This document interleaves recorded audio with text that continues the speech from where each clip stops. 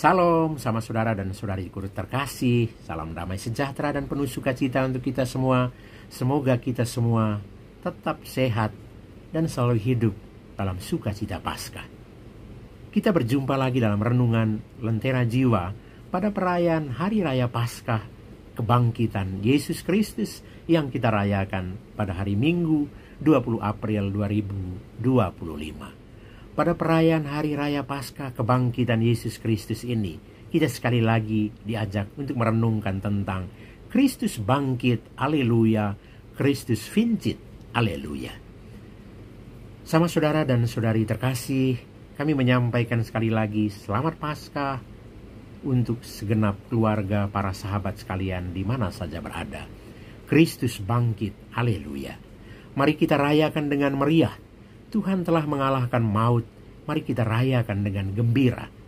Suasana hati kita diliputi sukacita dan gembira karena Kristus bangkit dengan mulia. Kitab suci, khususnya penginjil Matius bab 28 ayat 1-10 berkisah tentang kebangkitan Yesus. Maria Magdalena dan Maria yang lain pergi untuk menengok kubur Yesus. Malaikat memberi informasi kepada para wanita supaya janganlah kamu takut, sebab aku tahu kamu mencari Yesus yang disalibkan itu. Ia tidak ada di sini, sebab ia telah bangkit, sama seperti yang telah dikatakannya. Mari, lihatlah tempat ia berbaring. Dan segeralah pergi dan katakanlah kepada murid-muridnya bahwa ia telah bangkit dari antara orang mati. Ia mendahului kamu ke Galilea, di sanalah kamu akan melihat dia. Warta malaikat ini diteruskan para wanita kepada para murid Yesus. Mereka diliputi sukacita dan juga masih ada rasa takut serta berlari cepat-cepat untuk menyampaikan warta kebangkitan Yesus kepada para murid Yesus. Dalam suasana seperti itu, Yesus justru berjumpa dengan mereka dan berkata, "Salam bagimu, jangan takut.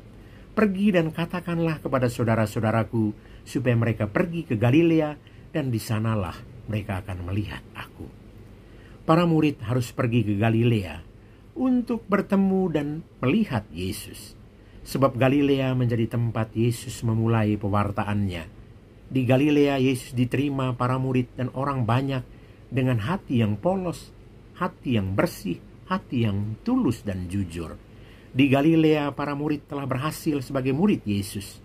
Karena itu, Yesus minta mereka ke Galilea untuk merefleksikan kembali panggilan dan memurnikan kembali motivasi mereka mengikuti Yesus. Kita yang telah mengalami Paskah Yesus juga diajak untuk pergi ke Galilea. Kita ke Galilea hati kita untuk merenungkan, merefleksikan komitmen atau pilihan dasar kita menjadi murid Yesus. Kita perlu memurnikan panggilan kemuridan kita supaya tidak mudah jatuh dalam sikap tidak percaya, berkhianat, atau tidak setia. Jadilah murid Yesus yang setia dan berani dengan menjadi terang bagi sesama. Iman akan kebangkitan memang bertumbuh dalam proses dan waktu tertentu. Yesus sendiri yang telah bangkit secara perlahan-lahan menuntun iman para wanita dan para muridnya supaya dapat memahami sepenuhnya fakta kebangkitan Yesus.